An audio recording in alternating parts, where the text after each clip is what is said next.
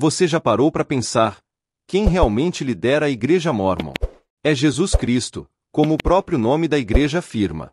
Ou existe alguém por trás, que na prática, toma as decisões, define doutrinas e controla o destino de milhões de fiéis? Essa é uma pergunta que poucos fazem, e que menos ainda conseguem responder. Porque dentro da Igreja de Jesus Cristo dos Santos dos Últimos Dias, há algo que a maioria do mundo não entende. Um sistema de liderança complexo, hierárquico e profundamente espiritual, mas também administrativo e humano. De um lado, os Mórmons declaram com fé que Cristo é o cabeça da Igreja. Mas do outro, existe um homem considerado profeta, vidente e revelador, alguém que fala em nome de Deus na Terra. E esse homem tem um poder que vai muito além da religião. Desde os tempos de Joseph Smith, no século XIX, a crença mórmon se baseia em uma ideia ousada: que Deus ainda fala com a humanidade, não apenas por meio das Escrituras, mas por meio de um profeta vivo, que recebe revelações diretas do céu. Mas será que esse profeta é apenas um porta-voz de Cristo? Ou o verdadeiro líder da Igreja Mórmon? Nos próximos minutos, você vai entender como funciona essa estrutura única. Quem ocupa o topo dessa hierarquia? E por que, para muitos fiéis, a linha entre liderança divina e poder humano pode ser mais tênue do que parece? Para entender quem realmente lidera a Igreja Mórmon, é preciso ir além dos discursos e dos templos impecavelmente organizados. É preciso enxergar o que existe por trás da estrutura. Uma hierarquia complexa, minuciosamente construída desde o século XIX. E que até hoje mantém o controle absoluto sobre uma das instituições religiosas mais influentes do planeta. No topo, está o presidente da Igreja. Mas para os Mormons, ele não é apenas um presidente.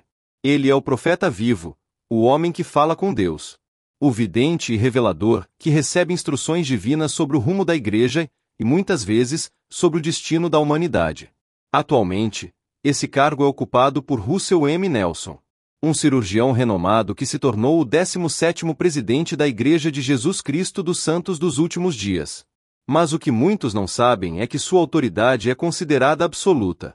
Nenhuma revelação, nenhuma mudança doutrinária, nenhuma decisão administrativa global é tomada sem a aprovação dele.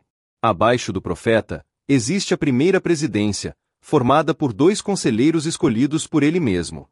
Esses 3 homens são, juntos, o órgão mais poderoso da Igreja. Eles supervisionam tudo, desde a doutrina e as revelações oficiais até o uso dos bilhões de dólares administrados pela instituição. Logo depois vem o quórum dos 12 apóstolos. Um conselho composto por 12 líderes que, segundo a crença mórmon, possuem a mesma autoridade que os apóstolos de Cristo. Eles são chamados de testemunhas especiais de Jesus Cristo. E têm a missão de espalhar o Evangelho e manter a unidade da Igreja em escala mundial. Mas o que poucos entendem é que esse quórum é também um colégio de sucessão.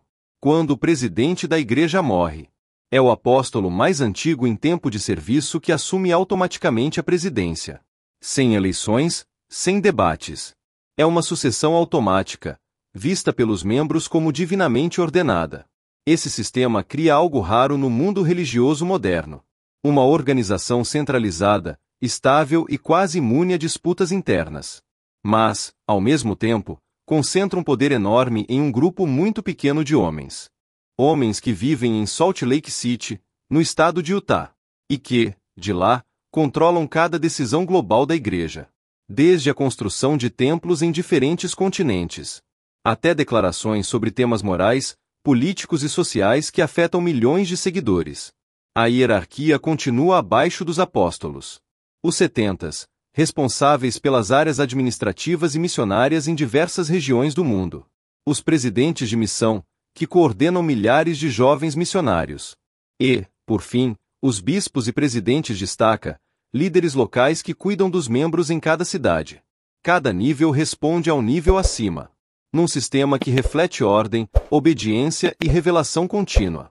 Mas é justamente nesse ponto que surge a grande tensão. Se toda a estrutura está voltada para seguir a voz do profeta, então, na prática, quem realmente lidera a Igreja Mórmon? Jesus Cristo? Ou um homem mortal, com poder para definir o que é ou não a vontade de Deus?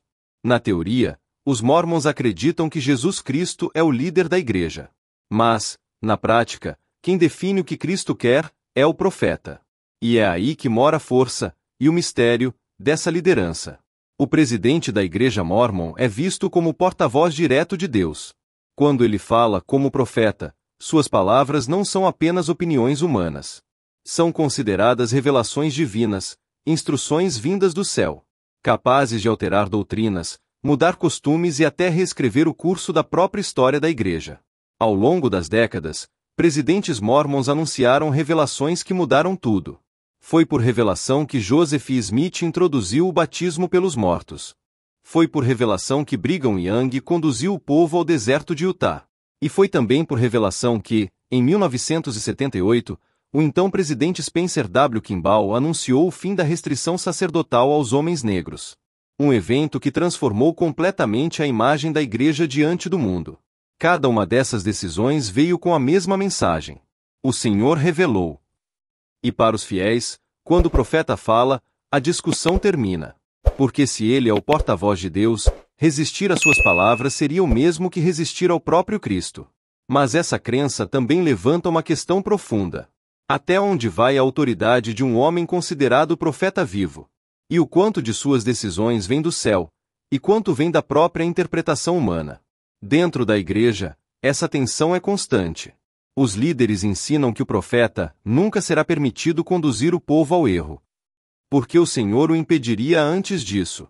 Mas na prática, a história mostra momentos em que revelações foram revistas, mudadas ou reinterpretadas com o passar do tempo.